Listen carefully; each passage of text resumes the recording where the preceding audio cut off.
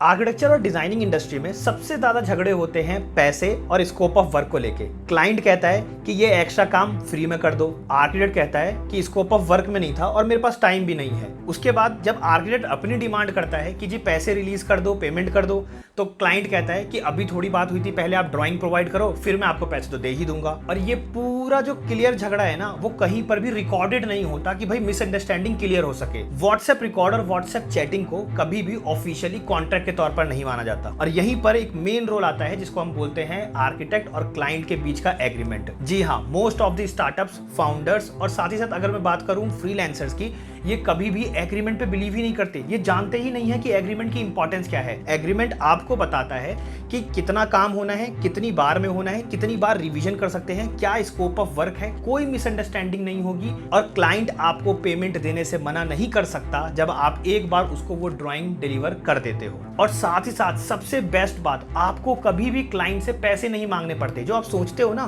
कि पहले concept work दूं, उसके बाद पैसे लूं, या पहले पैसे मांग लूं उसके बाद कंसेप्ट का वर्क दूं, वो सिर्फ और सिर्फ आपके एग्रीमेंट में लिखा रहता है। आपको कभी भी पैसे मांगने की जरूरत नहीं पड़ती। आप उसको एग्रीमेंट दो, बोलो साइन कर दो, साइन वो करेगा, उसमें पेमेंट लिखा रहेगा, उसको पहले पेमेंट करनी है और उसके बाद ही हम उसको ड्राइंग देंगे। ये सब कुछ चीजें उस पर लिखी रहती हैं। इतना सिंपल है कि आपको कभी भी डायरेक्ट पैसे मांगने ही नहीं है।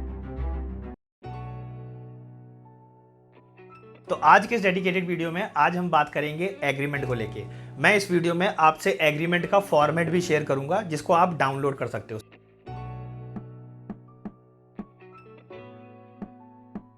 इस एग्रीमेंट का जो सबसे पहला इंपॉर्टेंट पॉइंट है वो ये है कि क्लाइंट को पता रहता है उसका स्कोप ऑफ वर्क।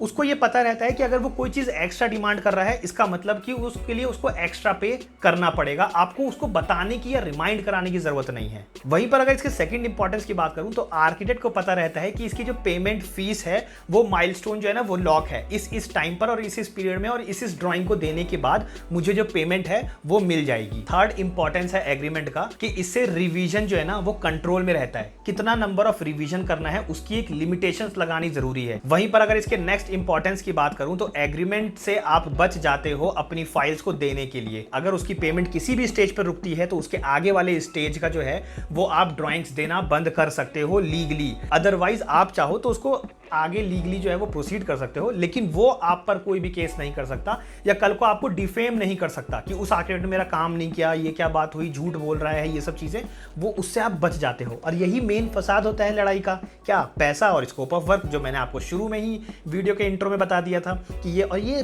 सारे पॉइंट्स ना एग्रीमेंट से बहुत इजीली क्लियर हो जाता है। Last but not the least, अगर आपका क्लाइंट जो है वो आपके ड्राइंग्स को लीक करता है विदाउट पेमेंट तो वो कॉपीराइटेड भी हो जाता है। एक एग्रीमेंट बनाने का मतलब है कि आपकी ड्राइंग्स, आपकी एक एक चीज वो कॉपीराइटेड है।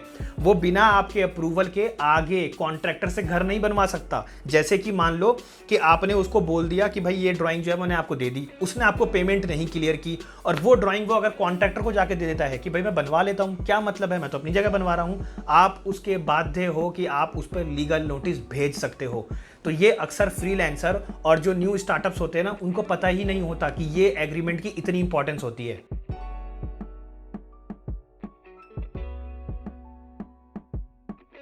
मान लेते हैं कि आपने मॉर्निंग में जो है वो उससे डिस्कस किया, मीटिंग की, क्लाइंट से मीटिंग हुई और शाम तक या अगले दिन तक आपने उसको बता दिया कि जी हम इतनी पेमेंट लेंगे आपके इस पूरे काम को करने के लिए स्कोप ऑफ वर्क में रहते हुए, और साथ ही साथ हम इतने इतने टाइम पर जो है ये पेमेंट लेंगे।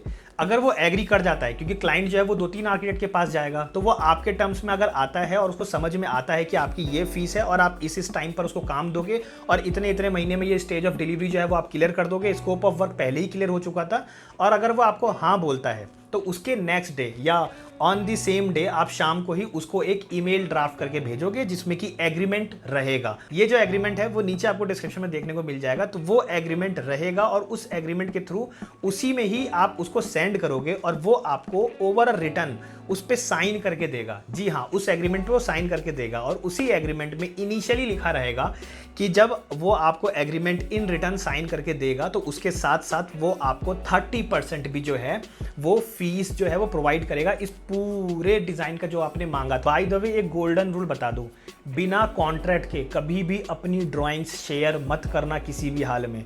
एक बार आपका कॉन्ट्रैक्ट बन गया और उसके बाद अगर आप उसको ड्राइंग शेयर करते हो और वो आपको पेमेंट नहीं करता है और वो वही आपकी ड्राइंग्स को ले जाके किसी दूसरे आर्किटेक्ट को दे देता है या खुद से बैठ के उसको बना लेता है, मान लो ड्राफ्ट कर लेता है, वो एक ड्राफ्टमैन था, तो आप उस पर लीगल केस की तरफ जा सकते हो और उस पर लीगली केस कर सकते हो।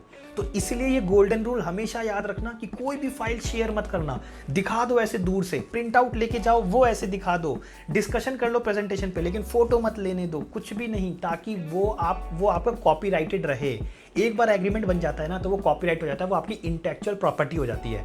भले आपने कॉपीराइट का लाइसेंस ले रखा हो नहीं ले रखा हो, डजंट मैटर एट ऑल, वो पेपर में है ना तो वो आपकी इंटेलेक्चुअल प्रॉपर्टी है। चलिए तो अब बात कर लेते हैं डूज एंड डोंट की, कि क्या करना है और क्या नहीं करना। एक एक पॉइंट बहुत ध्यान से सुनिएगा।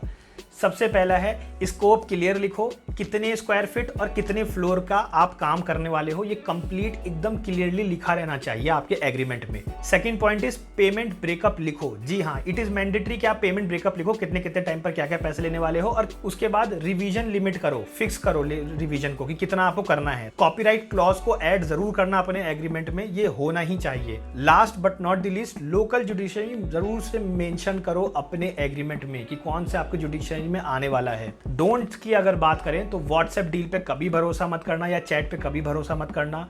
दूसरा है सिग्नेचर के बिना काम शुरू मत करना, कभी भी एग्रीमेंट से अगर सिग्नेचर नहीं आए, पेमेंट के बिना काम शुरू कर सकते हो लेकिन एग्रीमेंट के बिना काम शुरू मत करना गलती से भी। कैड और रेविट फाइल को अपफ्रंट में भेजने से बचना पड़ेगा आपको, मत भेजो। वो भले ही मांग रहा हो कि एक बार दिखाओ तो एक बार शेयर तो करो।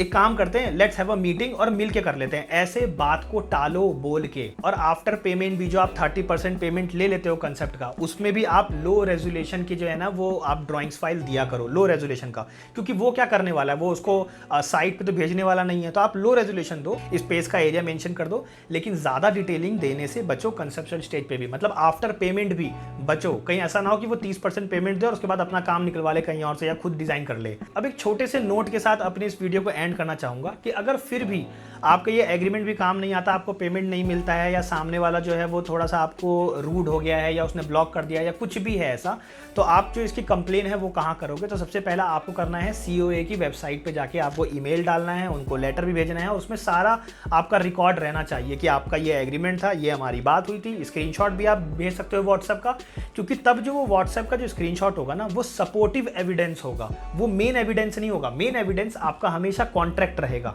स्टिल उसके बाद भी अगर आपको नहीं मिलता है या उसके बाद आपको चाहिए कि और स्ट्रॉन्ग केस बनाना है, तो आप अपनी लोकल पुलिस स्टेशन जाके वहां पर कंप्लेन कर सकते हो। इंडियन पीनल कोड 420 के तहत, 420 मतलब 420 के तहत आप उस पर कंप्लेन भी लिखवा सकते हो कि भाई ये चोरी का केस है, फ्रॉड का केस है, इसने हमसे पैसे नहीं लिए और हमसे ड्राइंग भी ले ली, मतलब कि सर्विस के बेस पर उस पर FIR जो है वो लॉन्च की जा सकती है। तो आई होप सो कि आपको इस वीडियो से काफी ज्यादा इंफॉर्मेशन मिली होगी। नीचे लिंक में आपको डॉक्स फाइल देखने को मिल जाएगा, वो एडिटेबल है, आप एडिट कर सकते हो अपने अकॉर्डिंग, वहां पर एडिट कर लेना, क्लाइंट का नेम और ये सारी चीजें एडिट कर लेना। अपना स्टैंप लगाना कभी मत भूलना, स्टैंप आपका मोहर होना चाहिए। 100 रुपए का मिल जाएगा, 60 रुपए का भी मिलता है, 100 रुपए का भी मिलता है, 120 रुपए का भी मिलता है, 150 रुपए का मिलता है। vistaprint.com जैसी या .in जैसी वेबसाइट पे आप जाके उसको 300 रुपए 350 रुपए में ऑनलाइन भी ऑर्डर कर सकते हो। आपका जो वो लोगो होता है ना वो आप जरूर से रखना, या फिर डिजिटल DSC करके होता है, डिजिटल सिग्नेचर सर्टिफिकेट, वो भी आप कर सकते हो। वो थोड़ा कॉस्टली पड़ता है लेकिन वो ऑनलाइन रहता है कि आप किसी भी डिजिटली फॉर्म के तहत अपना साइन जो है वो कर सकते हो। इसी के साथ करते हैं वीडियो को एंड। जाते जाते बस एक बात बोलूंगा कि अगर आपको रियल ड्राइंग सीखनी है, और ये जो उसका पॉइंट है क्लाइंट एग्रीमेंट, इसके साथ साथ 6 और एग्रीमेंट्स होते हैं जो कि मैंडेटरी होते हैं आर्किटेक्ट को बनाने। वो रियल ड्राइंग सीखना, स्ट्रक्चर सीखना, वर्किंग सीखना और साथ ही साथ बिजनेस कैसे करना है, ये सारी चीज़ें अगर आपको सीखनी है तो हमारा खुद का एक कोर्स है मास्टरिंग इन वर्किंग ड्राइंग। इसका कॉम्बो कोर्स भी है जो कि आप ले सकते हो, जिसमें हमने सॉफ्टवेयर भी सिखाया है। साथ ही साथ अगर आपको सॉफ्टवेयर नहीं सीखना, सिर्फ मास्टरिंग इन वर्किंग ड्राइंग सीखनी है, जिसमें ये सारे पॉइंट्स कवर होते हैं जो मैंने इस वीडियो में बताए हैं, वो भी, तो आप जाके नीचे डिस्क्रिप्शन में दिए हुए लिंक पे जाके क्लिक करो। मास्टरिंग इन वर्किंग ड्राइंग को आप जल्दी से एनरोल कर लो। 5000 से ज़्यादा आर्किटेक्ट्स, डिजाइनर्स और सिविल इंजीनियर्स जो हैं इस कोर्स को अभी तक एनरोल कर चुके हैं।